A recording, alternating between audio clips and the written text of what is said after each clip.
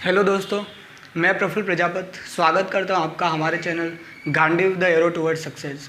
जैसा कि आपने इनोवेशंस के वीडियो में देखा था, हम दो इनोवेशन आपके सामने लेकर आए थे। एक 11th-12th की फिज़िक्स प्लस दूसरा ब्रह्मास्त्र सीरीज़। आज हम उसी फिज़िक्स की बात करने जा रहे हैं।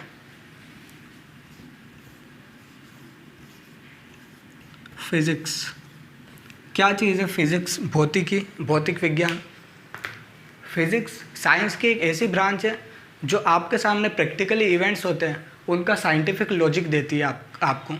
जैसे चाय का गर्म से ठंडा होना, किसी चीज़ को ऊपर से छोड़ने पर नीचे गिरना, ये कई सारे लॉजिक्स हैं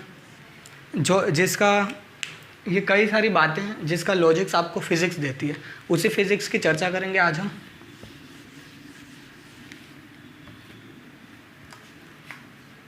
फिज़िक्स जो है वो दो पॉइंट ऑफ व्यू से आपके लिए इम्पोर्टेंट है। एक RBSE, दूसरा CBSE। इसमें फिज़िक्स 11th-12th में पूछी जाती है।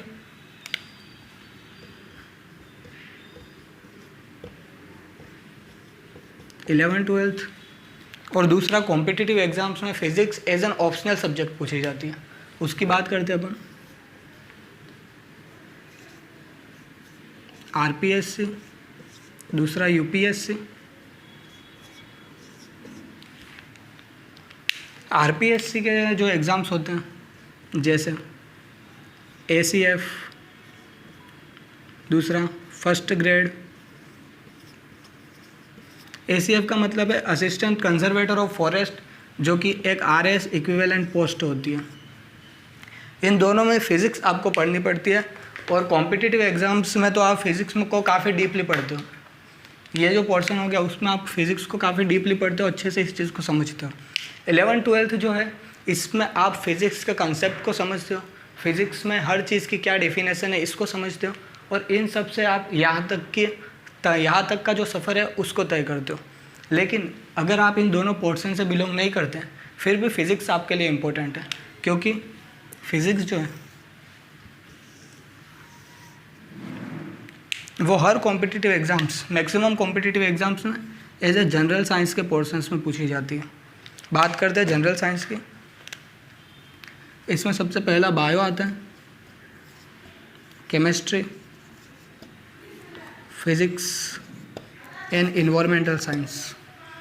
इन चार भागों में आपको GS पूछा जाता है। तो इसमें फ़िज़िक्स का भी एक अच्छी अहमियत होती है। अगर आप इन दोनों पोर्शन से फिज़िक्स सीख लेते हो तो यहाँ पर आपको अलग से सीखने की ज़रूरत नहीं होती। अगर यहाँ पे आपने करंट पढ़ा है तो ऑटोमेटिकली आप कह दोगे करंट का जो मात्रक होता है एम्पियर होता है, बस।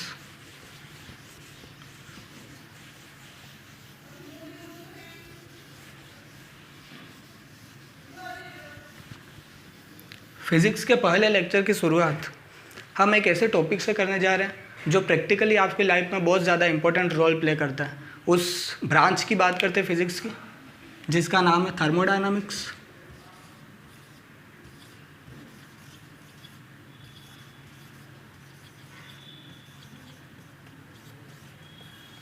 Thermodynamics, the branch of physics which deals with the study of heat and its mechanical property is known as thermodynamics।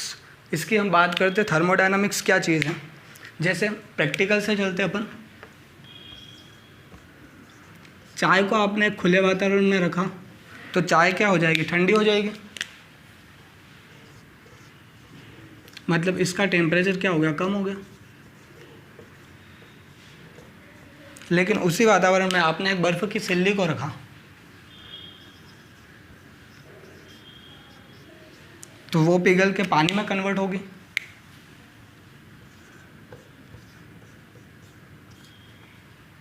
मतलब इसका टेम्परेचर बढ़ गया। ऐसा अजीब सा बिहेवियर को क्यों दिखाती है ये चीज़ें? चाय जो थी वो ठंडी हो गई, बर्फ़ जो था वो पानी में कन्वर्ट हो गया, एक का टेम्परेचर बढ़ रहा है, एक का लूज़ हो रहा है। ऐसी अजीब सी जो मैकेनिकल मोशन है उनकी क्यों हो रही है? इसके लॉजिक के पीछे चलते हैं अपन। इसका जो लॉजिक है उसमें दो चीज़ें इंपॉर्टेंट है, एक टेम्परेचर, ताप, और दूसरा हीट, उष्मा। जब आप इन दोनों चीज़ों को समझ लोगे तब आप इसके पीछे क्या साइंटिफिक लॉजिक है, फिजिक्स इसको कैसे डिफाइन करते हैं, इस चीज़ को समझ जाओगे।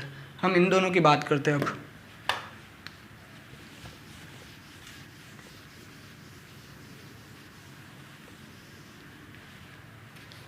सबसे पहले आते हैं टेम्परेचर, ताप पे।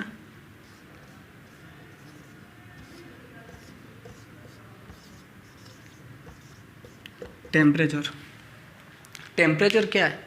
किसी सब्सटेंस के जो मॉलिक्यूल्स हैं उन मॉलिक्यूल्स की जो एवरेज थर्मल एनर्जी या फिर एवरेज काइनेटिक एनर्जी जो होती है उसको अपन कहते हैं ताप।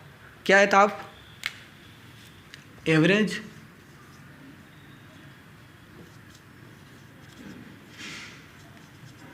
थर्मल और काइनेटिक एनर्जी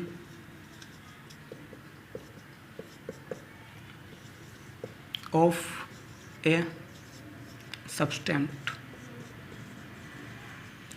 आपने जो भी मटेरियल लिया है जिसकी आप स्टडी करना चाहते हो, उस मटेरियल के जो मॉलिक्यूल्स हैं उन मॉलिक्यूल्स की एवरेज थर्मल एनर्जी क्या है, उन मॉलिक्यूल्स की एवरेज काइनेटिक एनर्जी क्या है, इसकी जो डेफिनेशन है उसी को हम ताप कहते हैं। क्या होता है ये? एवरेज थर्मल एनर्जी है, ठीक है। अब ताप के मात्रक की बात करें तो इसको कई पैमानों पे मापा जाता है, जैसे सेल्सियस हो गया, फ़ारेनहाइट हो गया, रूमर हो गया, केल्विन हो गया। कई सारे पैमाने हैं जिस पे अपन टेम्परेचर को मापते हैं, और टेम्परेचर को मापने वाली जो यूनिट है उसको कहा जाता है थर्मामीटर।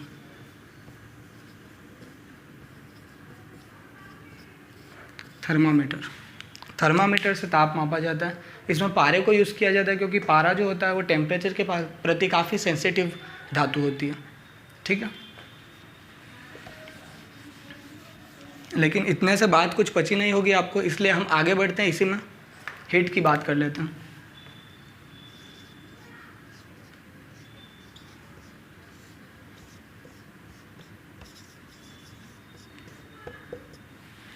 हीट क्या चीज़ है? हीट ऐसी कोई बहुत बड़ी रॉकेट साइंस नहीं है। हीट जो होती है वो एक एनर्जी की फॉर्म है। क्या है? Heat is a form of energy.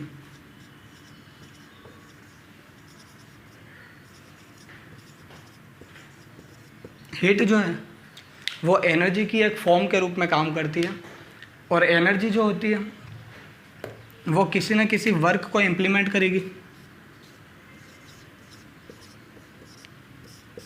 सीधी सी बात है, जब आप अच्छे खासे एनर्जी आपके पास है तो आप वर्क करना चाहोगे, और जब एनर्जी नहीं है तो थक के बैठ जाओगे, एक जगह पे सो जाओगे।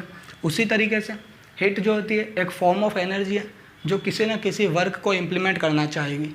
क्या होता है, बात करते और आगे बढ़ते हैं इसमें। मैंने कहा हीट वर्क करना चाहती है। क्यों वर्क करना चाहती है, कैसे वर्क करना चाहती है, इनकी बात करते हैं अपन। हीट जो है एनर्जी है। वर्क क्यों हुआ? क्योंकि सब्सटेंस के पास एनर्जी थी, तो कहीं ना कहीं ये दोनों चीज़ें एक हो गई, तो इनका जो मात्रक हुआ वो भी जूल हुआ। एनर्जी का मात्रक भी जूल हुआ, वर्क का मात्रक भी जूल होता है, ठीक है। Heat is a form of energy, work is the cause of energy, and energy is an origin of work done. हम बात करते हैं इसकी सिमिलरिटी क्या हो गई, दोनों कहीं ना कहीं आपस में रिलेटेड हैं, किसी न किसी प्रकार से एनर्जी को रिलीज करते हैं या एनर्जी को गेन करते हैं किसी सब्सटेंस के अंदर, ठीक है। अब अपन डिफरेंस की बात कर लेते हैं। जब आपने कहा वर्क और एनर्जी एक ही है तो हीट को हमें अलग से पढ़ने की क्या ज़रूरत है? हीट थर्मोडायनामिक्स में अलग से क्यों डिफाइन है, वर्क कुछ और क्यों है थर्मोडायनामिक्स में, इस चीज़ को समझने की कोशिश करते हैं। जो चीज़ आपने बचपन से पढ़ रखी है 8वीं 9वीं में, उसकी बात कर लेते हैं। आप किसी रोड पर चल रहे थे, बदमाश बच्चे हो, यहाँ पर कोई पत्थर पड़ा हुआ है, आपने उस पत्थर को लात मारी, किक मारी, तो ये पत्थर क्या करेगा? मूव करेगा आगे, मूव करके ये पत्थर आगे पहुँचा, यहाँ तक पहुँचा ये पत्थर। क्यों हुआ ऐसा? इसके पीछे साइंटिफिक लॉजिक देखने की कोशिश करते हैं अपन। आपने इस पत्थर पर एक वर्क किया, आपने इस पत्थर पर एक वर्क किया, इसको किक मारी, तो इस पत्थर ने क्या की, एनर्जी ली, और उस एनर्जी से इस पत्थर ने खुद एक वर्क किया। इसके पास एक एनर्जी थी, एनर्जी से ये पत्थर खुद वर्क करके यहाँ पे आया। पता चला कैसे वर्क और एनर्जी रिलेटेड है आपस में। आपने एक पत्थर पे वर्क किया, उस पत्थर को एनर्जी मिली काइनेटिक एनर्जी की फॉर्म में। जब उसके पास एनर्जी आएगी तो उसको कोई ना कोई मैकेनिक्स करनी पड़ेगी, उस मैकेनिक्स के दौरान ये आगे जाता है, आगे जाकर वर्क करेगा, और फिर जब इसकी एनर्जी ख़त्म हो जाएगी, जब इसकी काइनेटिक एनर्जी जो आपने दी थी वो एनर्जी ख़त्म हो जाएगी, ये कहीं ना कहीं पे रुक जाएगा। ठीक है, काफ़ी प्रैक्टिकल है, आपने इसको किया भी होगा, बचपन की चीज़ें आपको याद होगी, आपने ऐसा किया है, और क्यों हुआ इसके पीछे साइंटिफिक लॉजिक मैंने बता दिया। अब ये चीज़ वहाँ पे कैसे इंपॉर्टेंट है इसको देखने की कोशिश करते हैं। Heat is a form of energy. ठीक है, अब क्या हुआ, आपने एक गर्म चाय को वातावरण में खुला छोड़ दिया, इसने क्या किया, हीट रिलीज की, और रिजल्ट क्या हुआ कि ये ठंडी हो गई चाय।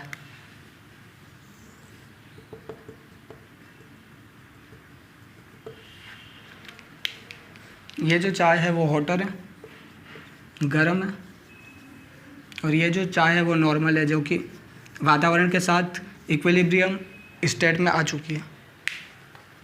क्या हुआ, गर्म चाय थी, वातावरण में आपने रखी, इस चाय के पास एक एनर्जी थी, उस एनर्जी को इसने वातावरण के मॉलिक्यूल के साथ शेयर किया, शेयर करके इसने अपनी कोई ना कोई एक अवस्था बदली। ध्यान देना, अवस्था से मेरा क्या तात्पर्य, ये समझने की कोशिश करना। ये पहले हॉटर थी, अब नॉर्मल हो गई। एक और एग्जांपल लेते हैं, उससे आपको काफ़ी अच्छे से समझ में आएगा। बर्फ़ की सिल्ली थी,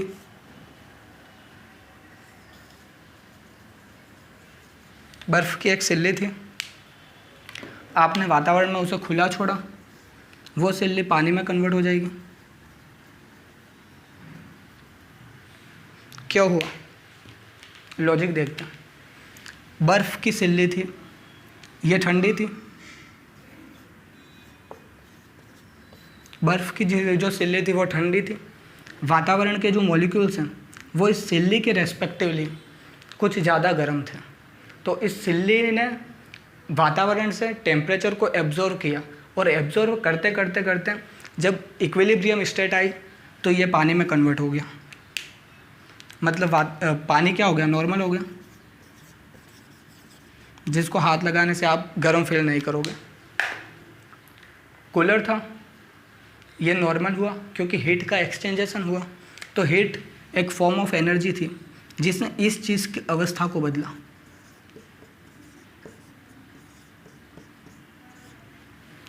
हीट जो थी वो एक फॉर्म ऑफ एनर्जी थी जिसने ये जो सिल्ली थी उसकी अवस्था को परिवर्तित कर दिया। मतलब एनर्जी ने एक वर्क किया, समझ में आ रहा है? एनर्जी जो थी वो किसी वर्क का कॉज बनी। यहाँ पे क्या हुआ, आपने वर्क किया, वर्क से इसको एक एनर्जी मिली, ये मूव हुआ आगे और किसी और पोजीशन पे पहुँचा, और थोड़ा डीप जाता है। ये जो पहले पत्थर पड़ा हुआ था इसके कोई ना कोई कोऑर्डिनेट्स होंगे, एक्स वाई जेड, और रिलेटिविटी में टाइम से भी दिखा देते हैं इसको। ये जब ये आगे मूव किया तब इसके कोऑर्डिनेट चेंज हो जाएंगे, x1 y1 z1 और t1 कोऑर्डिनेट चेंज हो गए। क्या हुआ, वर्क किया, एनर्जी मिली, कुछ और उस सब्सटेंस ने वर्क किया और अपने कोऑर्डिनेट चेंज किया। मैं क्या कहना चाहता हूँ, अवस्था चेंज की।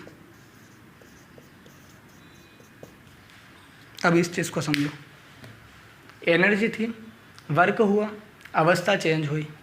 मतलब एनर्जी वर्क करती है, वर्क की वजह से एनर्जी आती है, तो कहीं ना कहीं रिलेटेड भी हैं ये आपस में। किस तरीके से रिलेटेड है वो मैंने दिखा दिया आपको। अब इनमें डिफरेंस क्या है, एक छोटा सा डिफरेंस है, उसको देख लेते हैं। डिफरेंस ये है कि हीट जो है वो non mechanical way of work है।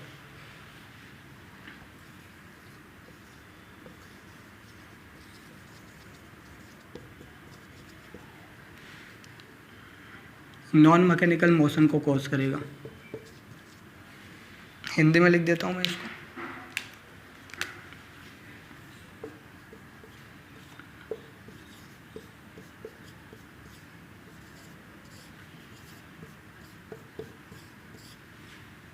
उष्मा जो है वो नॉन मैकेनिकल मोशन का कॉज बनती है, गैर यांत्रिक गति करवाती है। क्या है हम समझेंगे इसको भी। वर्क जो है वो एक मैकेनिकल मोशन को कॉज करवाएगा।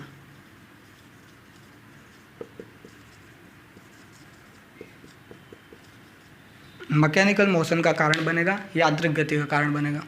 यहाँ पे आप इसको समझ गए थे, लात मारी अवस्था चेंज हुई, एक मैकेनिकल मोशन यहाँ पे हुआ। लेकिन यहाँ पे नॉन मैकेनिकल क्या, इसको थोड़ा डीप जाने की कोशिश करेंगे।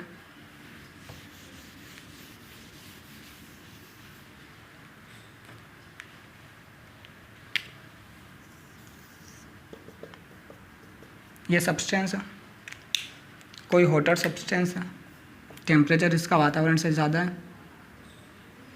अब होगा क्या, इस चीज़ को समझने की कोशिश करते हैं। ये वातावरण है, वातावरण के मॉलिक्यूल्स हैं जो इस सब्सटेंस के ऊपर एक लेयर बनाने की कोशिश करेंगे। गर्म और ठंडी चीज़ें जब आपस में आती हैं तो एक थिन लेयर बनती है उसके बीच में, बहुत ही कम टाइम के लिए। वातावरण के मॉलिक्यूल्स थे, सब्सटेंस के मॉलिक्यूल्स थे, इनके पास एनर्जी ज़्यादा थी। तो जब ये मॉलिक्यूल्स आपस में पेच करेंगे, पास आएंगे, तो इसके बीच में हीट का एक्सचेंज होगा। वो जो हीट है, ध्यान रखना, वो इस तरीके की कोई मोशन नहीं करवाएगी। मैं आपको डिफरेंस बता देता हूँ थोड़ा। चाय गर्म पड़ी है तो इसके मॉलिक्यूल्स वातावरण में घूमेंगे। इस घूमने वाली मोशन को नहीं कह रहा हूँ मैं नॉन मैकेनिकल मोशन, ये एक मैकेनिकल मोशन है, क्योंकि आपने इसको एनर्जी दी है तो ये वर्क करना चाहता है। सेम लाइक दिस, ये एक मैकेनिकल मोशन है। लेकिन जब ये जो मॉलिक्यूल्स हैं वो मॉलिक्यूल्स किसी और मॉलिक्यूल्स के पास जाते हैं तो हीट का एक्सचेंजेशन कर सकते हैं। तो वो जो हीट का मोशन हो रहा है उस मोशन को नॉन मैकेनिकल मोशन कह रहे हैं। ठीक है, आगे बढ़ते हैं अपन।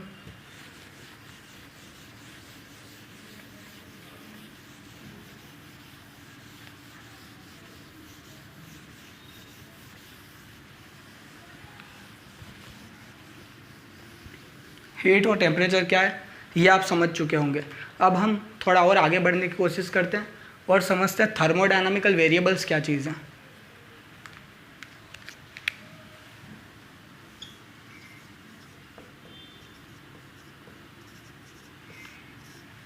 थर्मोडायनामिकल वेरिएबल, ऊष्मागतिकी चर।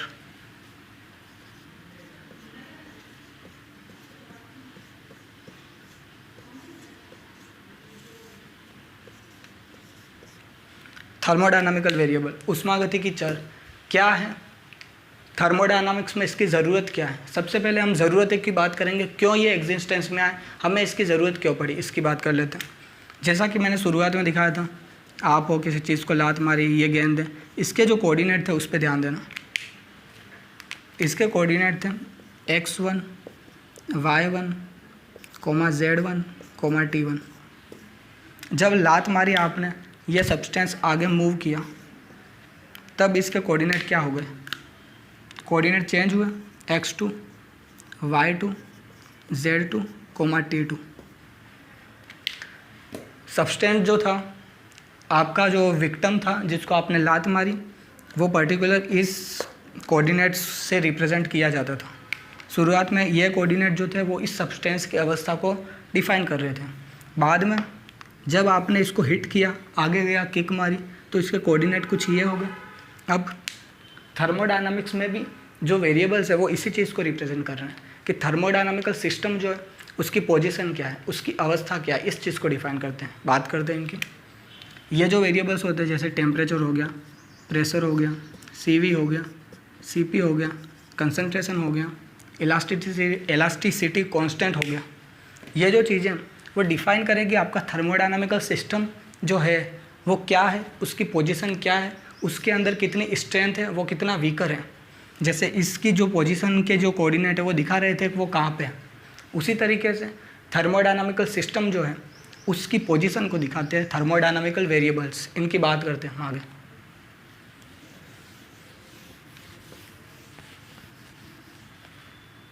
थर्मोडायनामिकल वेरिएबल्स जो होते हैं वो दो प्रकार के होते हैं, स्थूल चर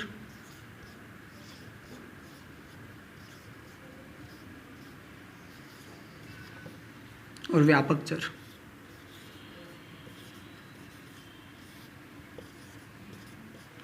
स्थूल चर और व्यापक चर इंग्लिश में लिख देता हूँ, intensive variables,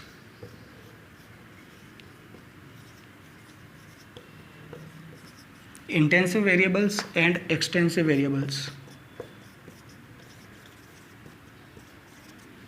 intensive variables and extensive variables क्या होते हैं, ये इनकी बात करते हैं। इंटेंसिव वेरिएबल्स जो होते हैं वो किसी थर्मोडायनामिकल सिस्टम के ऐसे वेरिएबल्स, ऐसे चर होते हैं जो सिस्टम के मास, मात्रा पे डिपेंड नहीं करेंगे, ठीक है।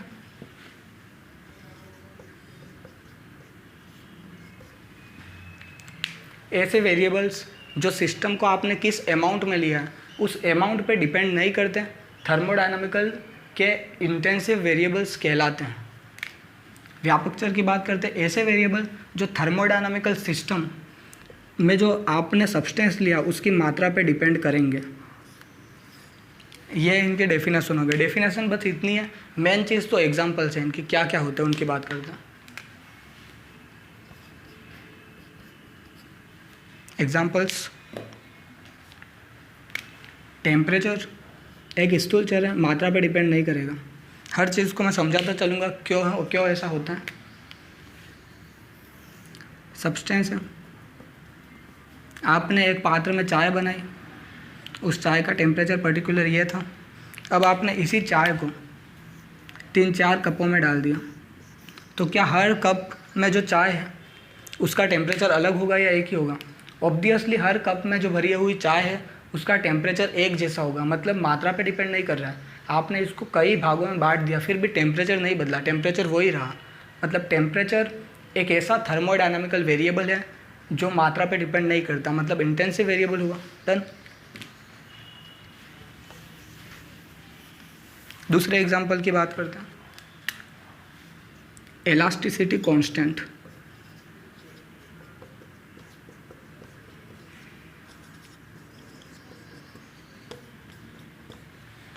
इलास्टिसिटी कांस्टेंट अगर आपने फिजिक्स पहले पढ़ी हुई है तो आप जानते होंगे इलास्टिसिटी कांस्टेंट क्या है, और नहीं पढ़ी है तो मैं एक ओवरव्यू दे दूं आपको। आपने मार्केट में कई सारी चेयर्स देखी होंगी, काफ़ी डिज़ाइनिंग में आती है। कुछ चेयर्स ऐसी आती हैं, इस तरीके से आती है, और कुछ चेयर जो होती है वो ऐसे घुमा के आती है बैठने में। तो आपको लग रहा होगा ये चेयर तो काफ़ी स्टेबल है, ये चेयर चारों ओर से इसमें जो कहते हैं आप पैर हैं, तो ये चेयर जो हो गई वो चारों ओर से स्टेबल हो गई, ये टूटेगी नहीं। और इस चेयर को देख के ऐसा लगता है कि यहाँ पे कोई भारी आदमी बैठ गया तो ये चेयर जो है वो टूट जाएगी, थोड़ी सी बेंड हो जाएगी यहाँ से। लेकिन ऐसा नहीं होता प्रैक्टिकली।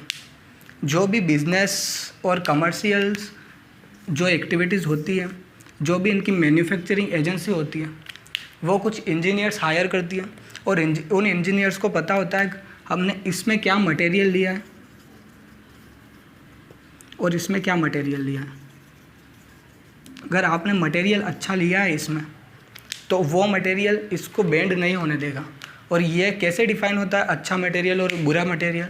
तो इसी बिहेवियर को कहा जाता है इलास्टिसिटी कांस्टेंट। ठीक है, क्या होता है इसका पूरा अलग से चैप्टर है, उसकी हम बात करेंगे। यहाँ पे मैंने आपको प्रैक्टिकली दिखा दिया क्या चीज़ है, ठीक है।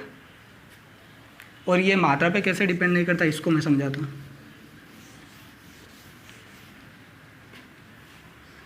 मान लो एक लोहे की ये रोड है, एक लोहे की ये छोटी सी रोड है, तो जो इलास्टिक कांस्टेंट है वो डिपेंड करता है आपका मटेरियल क्या है।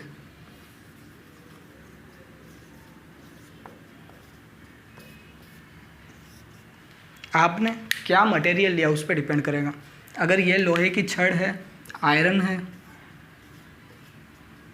ये भी आयरन है, और इनमें कोई और अशुद्धि जो मिलाई गई है उनका रेशियो सिमिलर है, तो इसका इलास्टिसिटी कांस्टेंट चेंज नहीं होगा।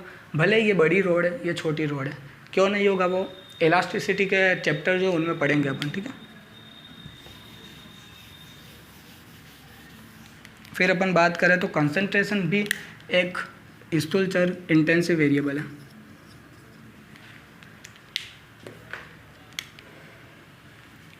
इसको कहते हैं प्रत्यास्थता गुणांक।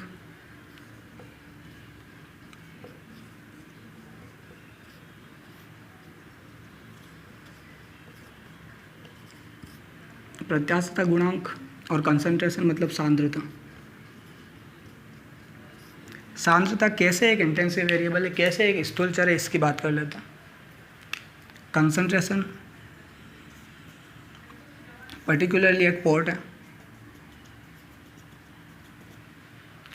इसमें पानी भरा हुआ था, आपने नमक डाल दिया इसमें, तो पर्टिकुलर ये जो सॉल्यूशन है उसकी एक कंसंट्रेशन हो जाएगी। मान लो वो कंसंट्रेशन है C। इस सॉल्यूशन में नमक की जो सांद्रता है उसको C से रिप्रेजेंट किया अपन ने। अब आपने इसमें से कुछ मास जो है कुछ अमाउंट आपने बाहर निकाल लिया, अलग से किसी पॉट में भर दिया, तो इस पॉट में जो सॉल्यूशन है, इस पॉट में जो मिश्रण है, उस मिश्रण या सॉल्यूशन की कंसंट्रेशन क्या होगी, वो भी C होगी। Concentration doesn't depend on the amount of the solution, it always depends on which amount your solvent is present in that solution. Done. आगे बढ़ते हैं।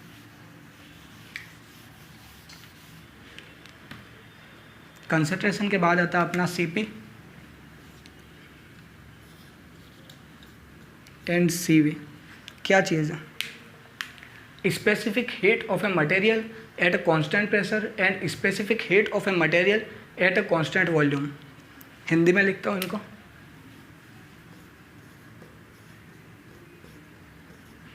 स्थिर दाब पर पदार्थ की विशिष्ट ऊष्मा।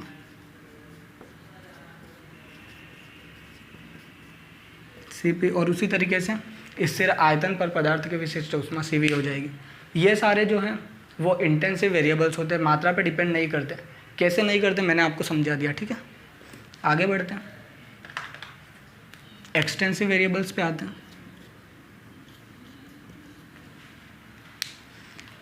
ऐसे सब्सटेंस जो है उसके ऐसे वेरिएबल्स जो थर्मोडायनामिकल सिस्टम में जो आपने अमाउंट लिया है उस अमाउंट पे डिपेंड करेंगे। जैसे मास, 1 किलो शक्कर का मास कम होगा, 2 किलो शक्कर का मास ज़्यादा होगा। उसी तरीके से आप अमाउंट को कम करोगे तो मास भी कम होता जाएगा। वॉल्यूम भी चेंज होता है। जैसे इस सब्सटेंस में 1 किलो शक्कर भरी हुई है, आपने चीनी भरी हुई है, जब इसमें और 1 किलो चीनी को ऐड करोगे तो क्या वो यहीं तक थोड़ी ना रहेगा, वो ऊपर जाएगा। तो वॉल्यूम क्या हुआ, चेंज हुआ। वॉल्यूम एक एक्सटेंसिव वेरिएबल हुआ। दूसरा मोल भी एक्सटेंसिव वेरिएबल्स होता है। मोल केमिस्ट्री में एक बहुत ही इंपॉर्टेंट अभिधारणा है जिसकी चर्चा हम केमिस्ट्री में भी करेंगे और फिजिक्स में भी आगे आने वाले लेक्चर्स में करेंगे, ठीक है। ये एक एक्सटेंसिव वेरिएबल्स होता है, ये ध्यान रखना। और दूसरा एक्सटेंसिव वेरिएबल होता है एनर्जी। एनर्जी एक एक्सटेंसिव वेरिएबल्स होता है, डिपेंड करेगा सब्सटेंस का अमाउंट क्या है। जैसे आपने चाय जो ली थी, अलग अलग कप में जब ली थी तो उनकी जो एनर्जी होगी सब्सटेंस की वो कम हो जाएगी। हीट जो है, बता देता हूँ मैं आपको, ये पूरा पॉट था जिसमें आपने चाय बनाई थी, ये पूरा पॉट जो है वो ज़्यादा हीट रिलीज़ करेगा, जबकि एक कप, सिंगल कप कम हीट रिलीज़ करेगा। और मैं बता चुका हूँ हीट जो है वो एनर्जी की एक फॉर्म है। तो इसने ज़्यादा हीट रिलीज़ करी, इसने कम हीट रिलीज़ करी, मतलब क्या हुआ, अमाउंट पे डिपेंड कर रही थी एनर्जी, ठीक है। तो ये हो गए एक्सटेंसिव वेरिएबल, वो हो गए इंटेंसिव वेरिएबल्स। और बस इतना ही आपने पढ़ लिया तो काफ़ी है, कॉम्पिटिटिव एग्जाम्स में भी और 11th-12th में भी, ठीक है।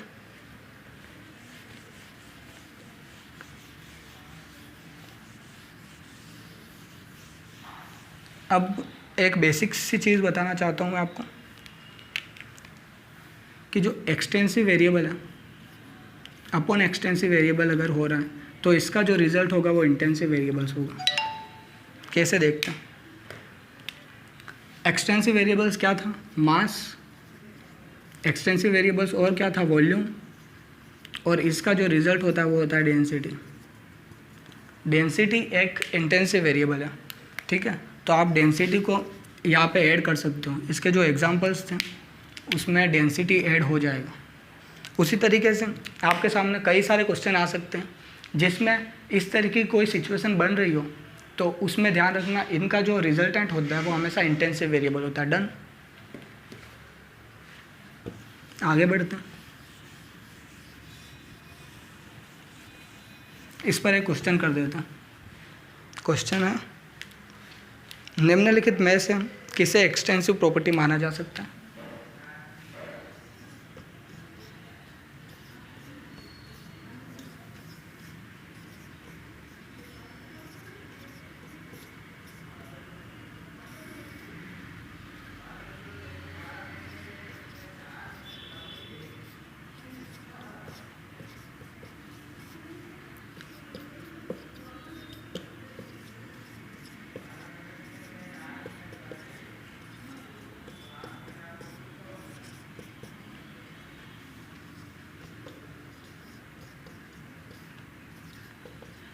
निम्नलिखित में से किसे एक्सटेंसिव प्रॉपर्टी माना जा सकता है? मैं आपको ऑप्शन देता हूँ। पहला है टेम्परेचर, दूसरा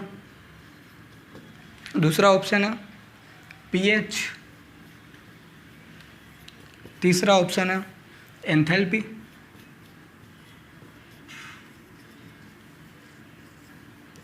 लास्ट जो ऑप्शन है वो है गामा। तो चलो इसकी बात करते हैं अपन, ऑप्शन कौन सा सही है इसकी बात कर लेते हैं। ये तो मैं आपको वहीं पे लिखवा चुका हूँ। टेम्परेचर जो है वो एक इंटेंसिव वेरिएबल है, तो ये इस क्वेश्चन का आंसर नहीं हो सकता।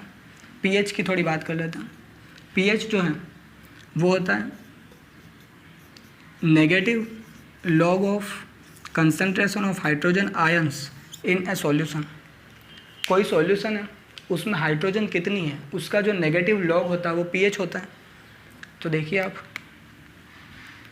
ये कंसंट्रेशन है और कंसंट्रेशन क्या होता है? इंटेंसिव वेरिएबल होता है। कंसंट्रेशन एक इंटेंसिव वेरिएबल है। ये एक मैथमेटिकल ऑपरेटर है, मैथमेटिकल ऑपरेटर।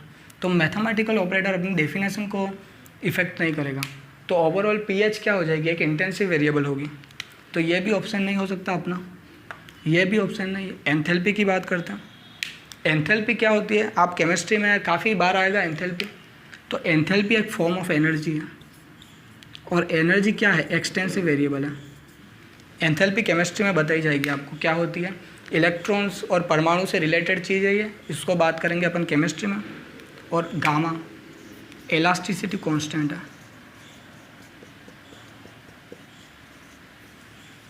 गामा एक इलास्टिसिटी कांस्टेंट है और इलास्टिसिटी कांस्टेंट जो होता है वो एक इंटेंसिव वेरिएबल है, ये अब मैं आपको बता चुका हूँ। तो इस क्वेश्चन का जो आंसर हो जाएगा वो हो जाएगा ऑप्शन नंबर सी, एंथैल्पी एक एक्सटेंसिव वेरिएबल है। ठीक है, डन। आज के लिए इतना ही करते हैं। कल के लेक्चर में हम देखेंगे थर्मल इक्विलिब्रियम क्या होता है, तापीय साम्यावस्था क्या होती है और तापीय साम्यावस्था से ही अपना उष्मागतिकी का जीरोथ लॉ, शून्यांक के नियम आता है। धन्यवाद।